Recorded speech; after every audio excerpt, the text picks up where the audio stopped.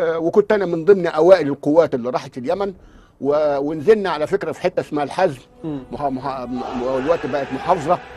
والحزم دي من ساعتها انت بتحارب ناس لا تملك الطياره ولا الدبابه ولا الصاروخ ولا المدفع.